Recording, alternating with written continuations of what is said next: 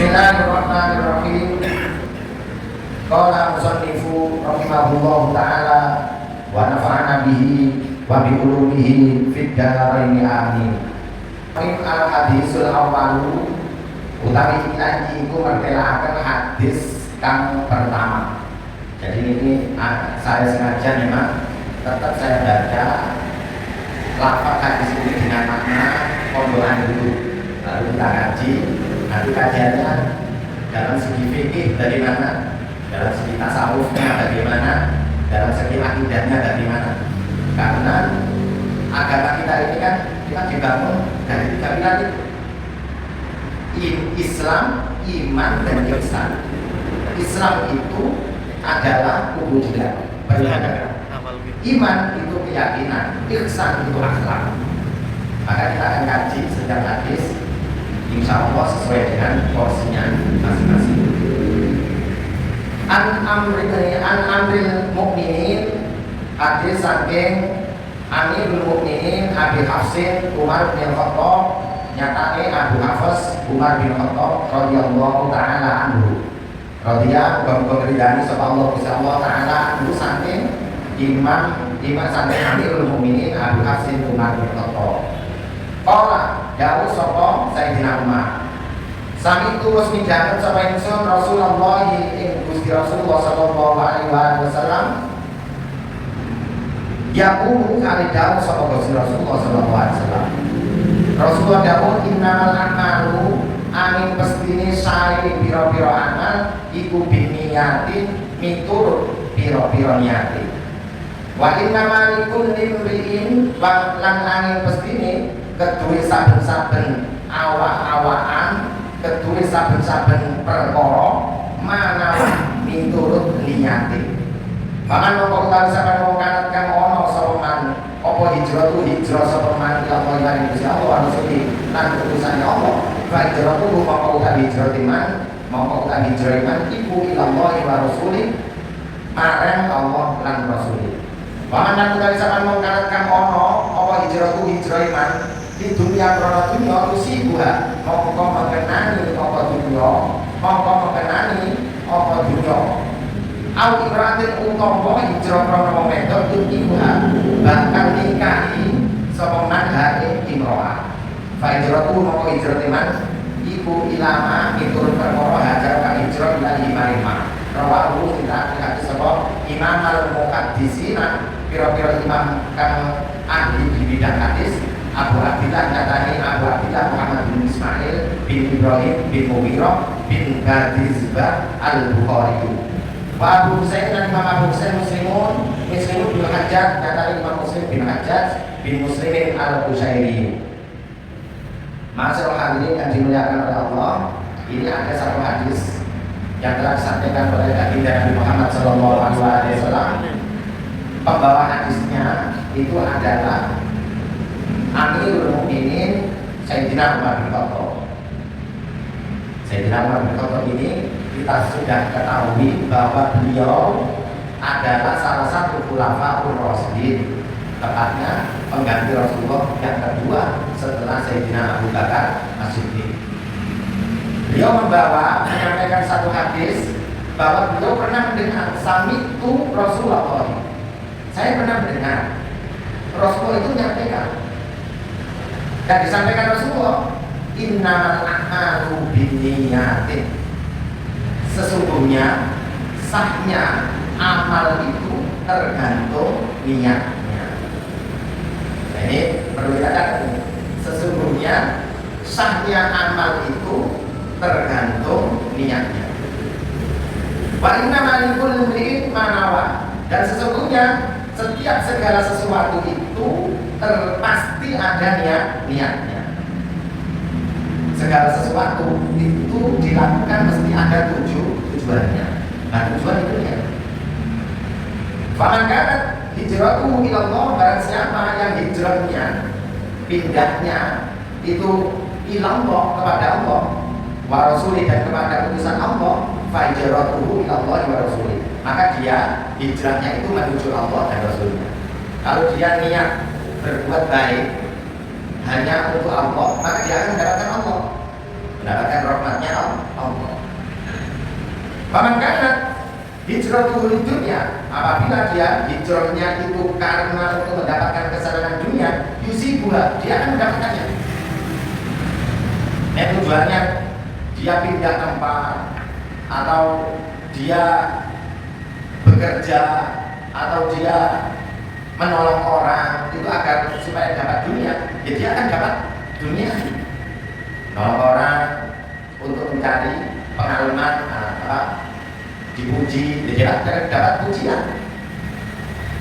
Maka apabila dia hijrah itu untuk mendapatkan perempuan, cari perempuan biar dinikahi, dia akan mendapatkan perempuan untuk dinikahi. Alhasil fahijratuhu ila ma hajara ilaihi. Hijrahnya seseorang, tujuan dari segala aktivitas seseorang itu ala ma hajara ilaihi, sebagaimana apa yang telah diniatkan olehnya. Nah, ini hadis ini kualitasnya sahih karena muttafaqun alaih, bahkan ini diriwayatkan oleh banyak perawi hadis, terutama perawi hadis yang paling unggul, yang paling kuat, yang paling diakui adalah Imam Bukhari dan Imam Muslim. Maka keduanya meriwayatkan hadis ini, maka hadis ini dinamakan hadis yang kuat, muttafaqun alaih. Ketika kita berbicara hadis, maka ada 3 komponen dalam satu hadis itu yang harus ada setiap hadis itu. Ada matan, ada rawi, dan ada sanadnya. Nah, ini perlu kita ketahui agar supaya kita setiap hadis itu jangkep atau sempurna untuk memahaminya. Apa maksud hadis dari baginda Nabi Muhammad SAW?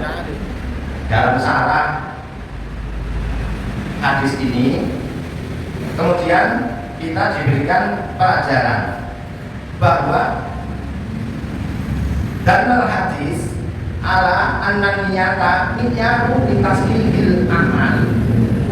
Hadis ini menunjukkan sesungguhnya niat itu menjadi mi'yaru itu standar sebagai kriteria litasdihil amal, bagi diterimanya amal.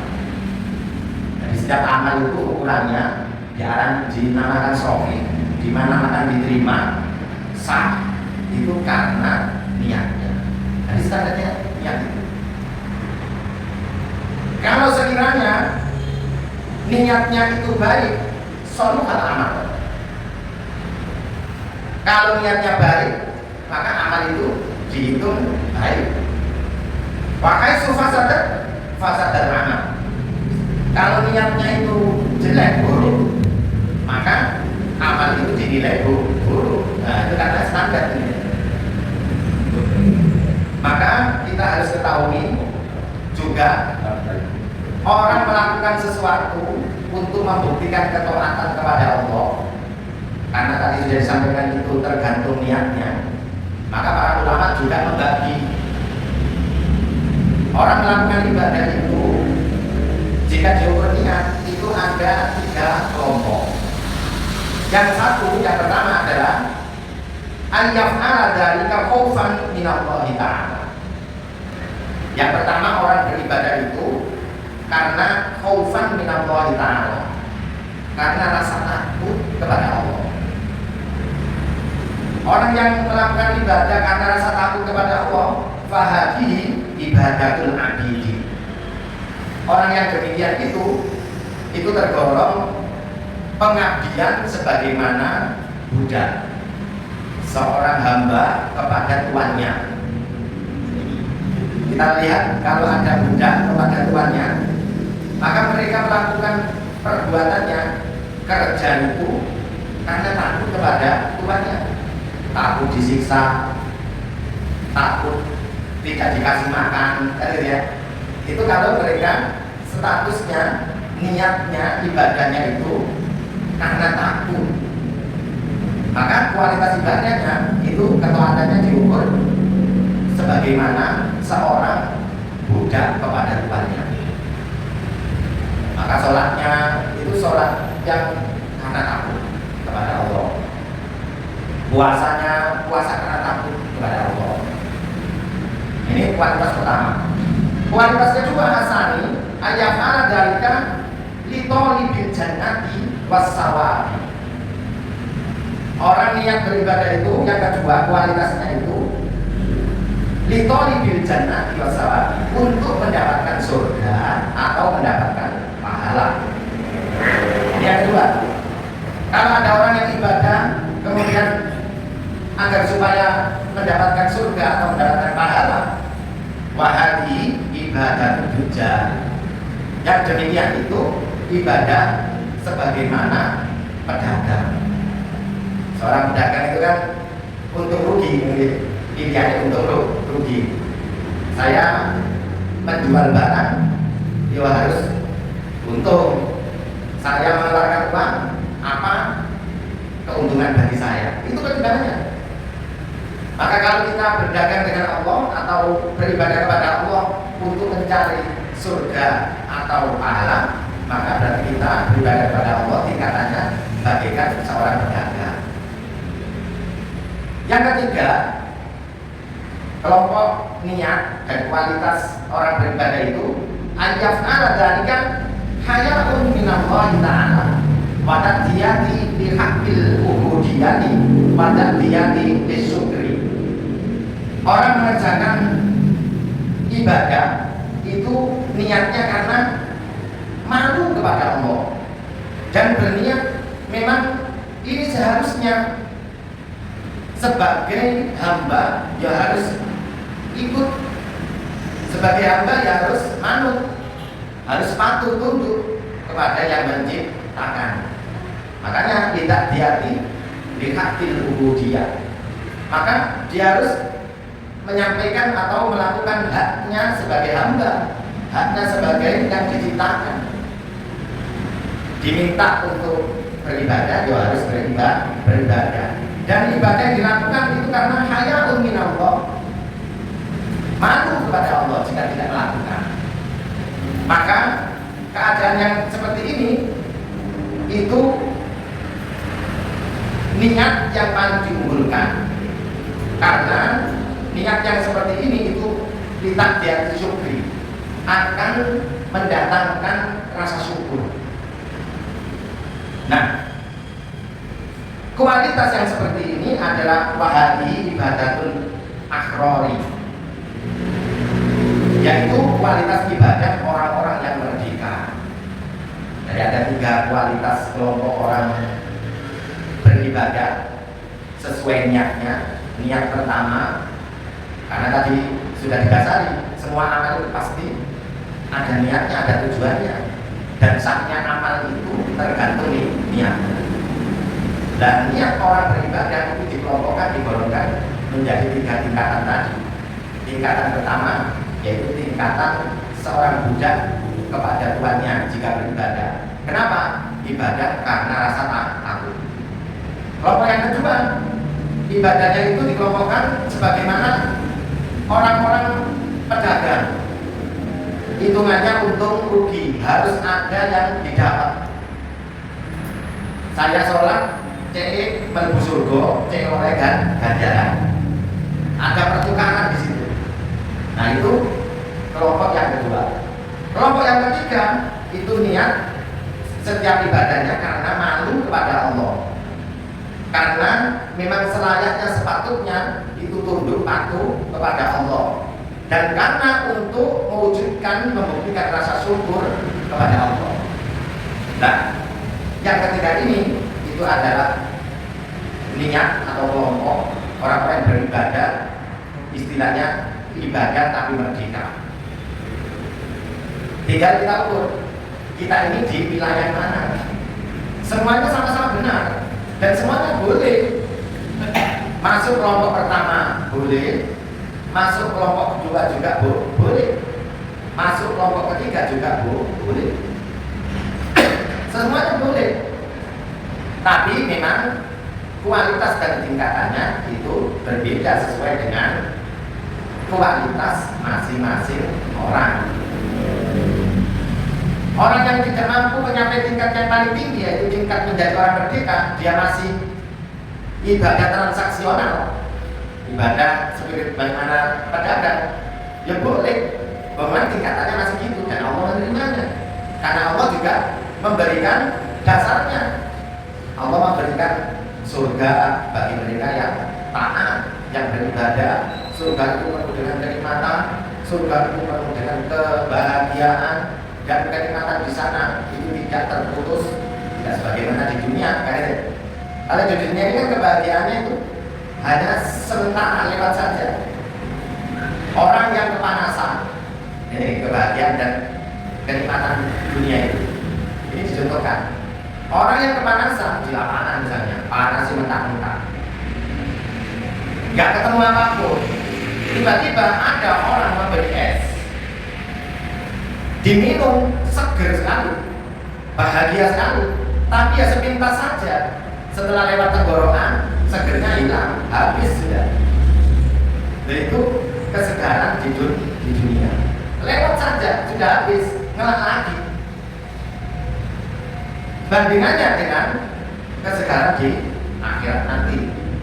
Kesegaran di akhirat nanti, jika seseorang digambarkan itu dalam Al-Quran, dalam hadis Rasulullah diceritakan, ketika seseorang itu makan sesuatu atau minum sesuatu, maka rasa nikmatnya tidak hilang kecuali dimasuki atau ada makanan yang lain yang lewat, yang baru yang lama hilang ganti yang baru. Jadi nikmatnya terus menerus. Ada pertanyaan di sini. Fa'inkilah hal minal afdhalil ibadah ma'al khaufi aw ma'al rajai. Ini ada pertanyaan, mana yang paling utama, ibadah didasarkan dengan rasa takut, khauf, aw ma'al rajai, atau ibadah didasari rasa pengharapan? Saya ibadah supaya tidak disiksa oleh Allah, aku takut dengan siksa Allah. Ibadah berarti dimotori, didasari dengan rasa takut. Saya tidak disiksa, saya tidak dibentuk gitu, sama Allah. Ada orang ibadah marojai, pengharapan. Saya ibadah, harapannya saya diberikan rahmat oleh Allah, diridhoi oleh Allah. Harapannya saya menjadi orang-orang yang digolongkan Allah menjadi orang-orang soleh. Ini roja. Bagaimana mana yang lebih unggul? Maka kila kola al-Ghazali.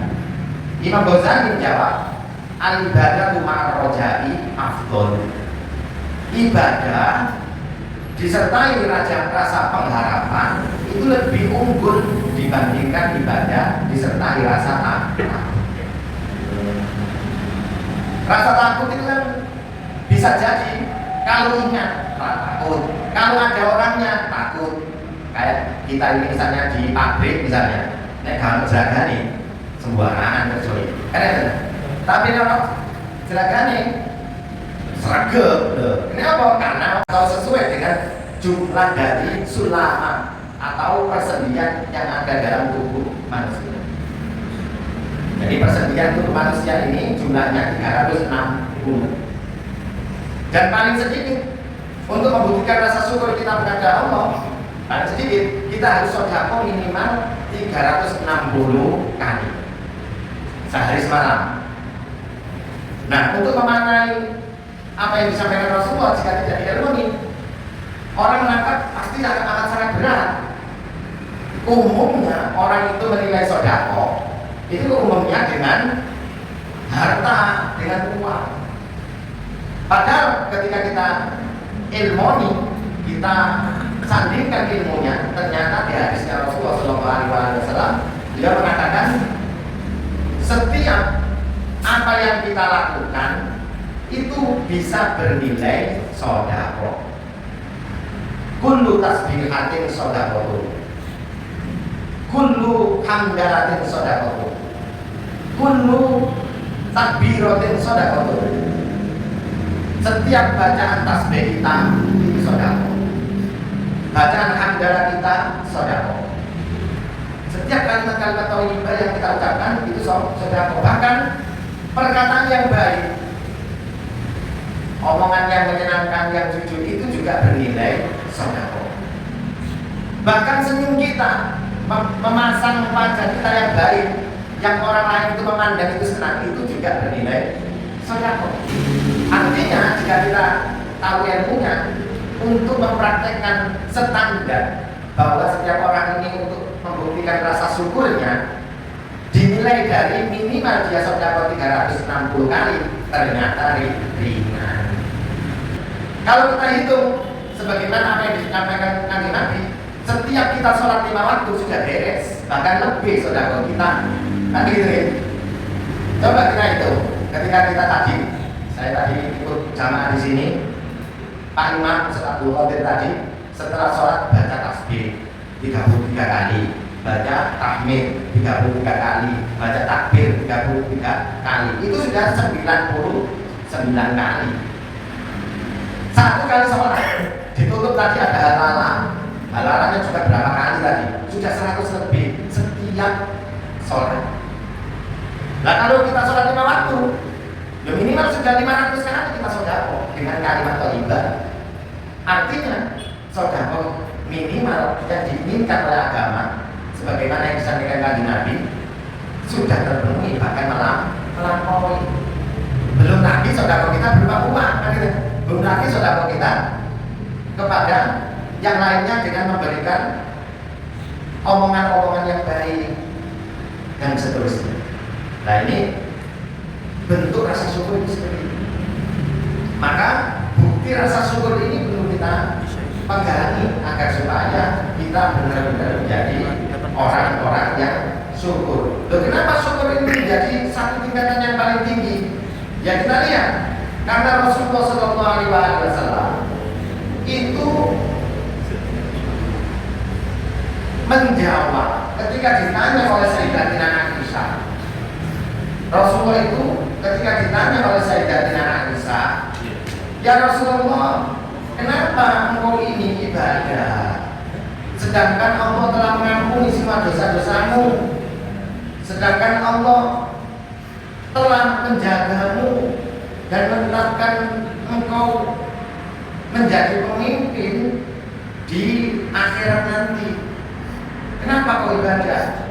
Maka jawabannya dengan Nabi Muhammad SAW adalah, apakah aku ibadah syakuro? Itu jawabannya Nabi Muhammad SAW. Ini dikisahkan lama qalat lahu Aisyah radhiyallahu anha fina qoma minal laili. Sayyidah Aisyah itu selalu melihat Rasulullah nek malam itu mesti bangun dan sholat malam hatta tawar romat qadamahu, sehingga kaki mulia Rasulullah itu bengkak saking banyaknya sholat malam. Kemudian Sayyidatina Aisyah mengatakan, ya Rasulullah, atatakallahu hada, atau tidak memberatkan ibadah seperti ini? Wa qad ghafarallahu laka, benar-benar Allah telah mengampuni dosa-dosamu, mata kodama, dosa yang lalu, dan juga dari dosamu, wa mata akhir, dan dosa yang akan datang. Bukankah Allah telah mengampuni dosa-dosa yang lalu, dosa yang akan datang darimu? Kamu itu tidak punya dosa ya Rasulullah. Tapi jawabnya Rasulullah, afala akun abdan syakuro, apakah tidak aku ini menginginkan menjadi hamba yang syukur? Jadi inti dari kehidupan kita itu adalah pembuktian rasa syukur kepada Allah. Dan ini harus diniatkan, sebab ini bahasanya niat. Kenapa kok inti dari kehidupan kita ini rasa syukur? Sebab Allah telah memberikan dan menjadikan kita bisa diberikan kehidupan yang seperti ini itu gratis dari Allah, cuma-cuma.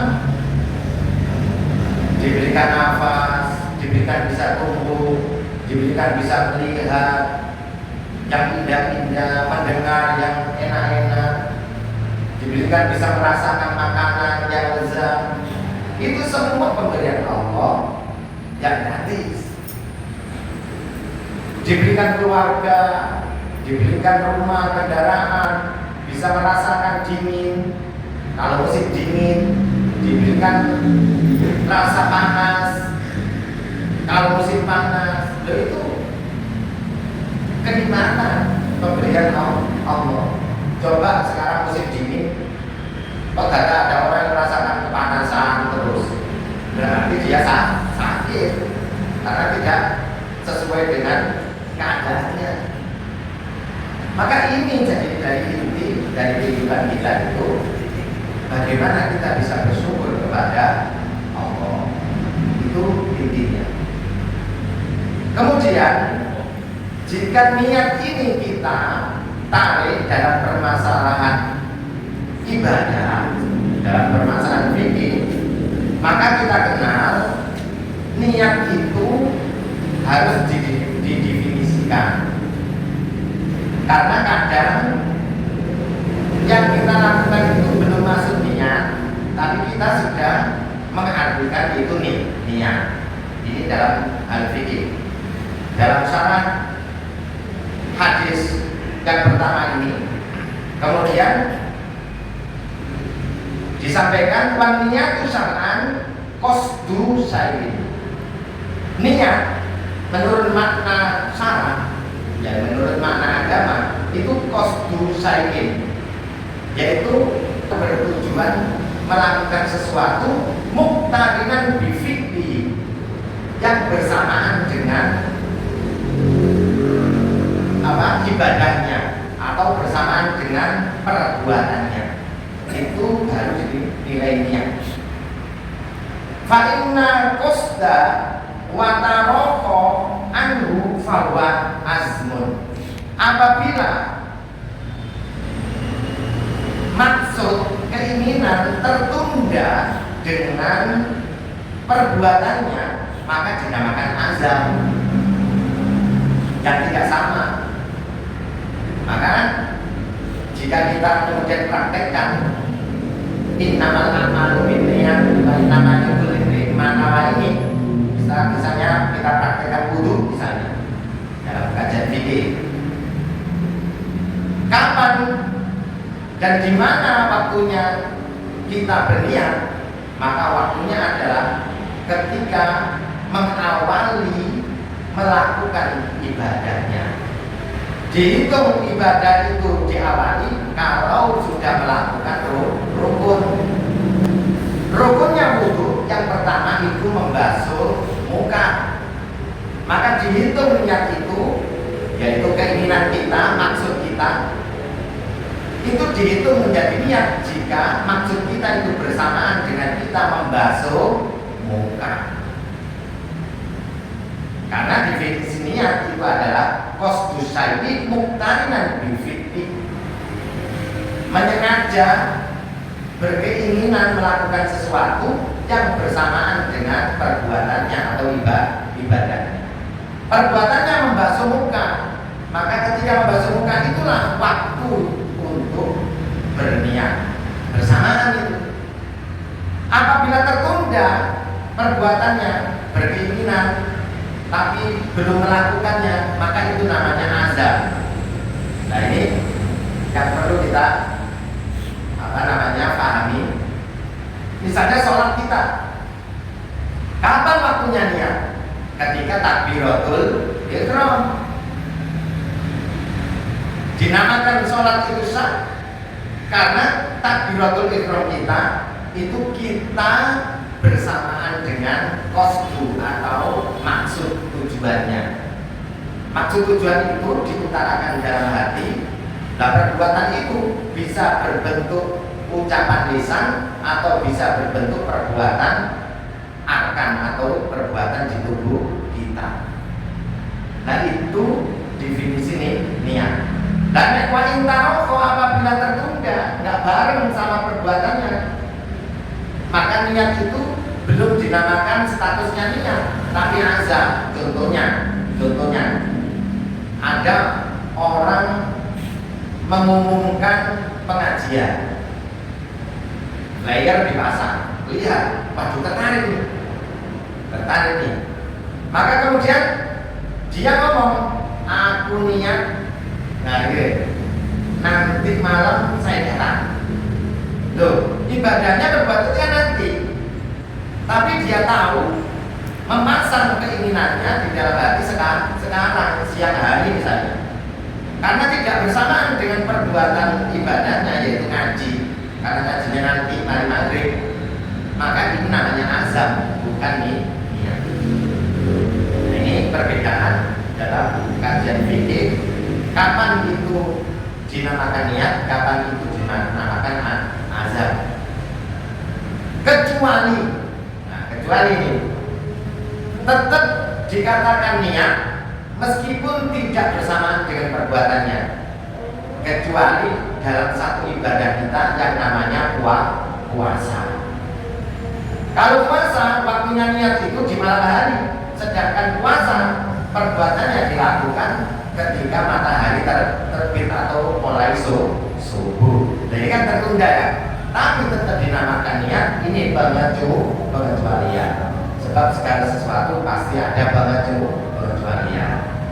Nah, ini pembahasan kita tentang hadis yang pertama dalam kitab Arba'in Nawawi, yaitu hadis yang matanya berbunyi innamal a'malu binniyat wa innamal likulli imri'in ma nawa. Semoga apa yang kita kaji di malam hari ini benar-benar menjadi ilmu yang barokah, ilmu yang bermanfaat, ilmu yang menambah sempurnanya ibadah kita, dan ilmu yang menyebabkan ibadah kita diterima oleh Allah Subhanahu wa Ta'ala. Dan semoga ini menjadi penguat penyemangat kita untuk selalu terus menuntut ilmu, tidak bosan-bosan, istiqomah untuk hadir di majelis ilmu, agar supaya kita semua menjadi orang-orang yang diridhoi oleh Allah Subhanahu wa Ta'ala. Wassallallahu ala sayyidina Muhammadin wa ala ali sayyidina Muhammad walhamdulillahi rabbil alamin. Akhiran, assalamualaikum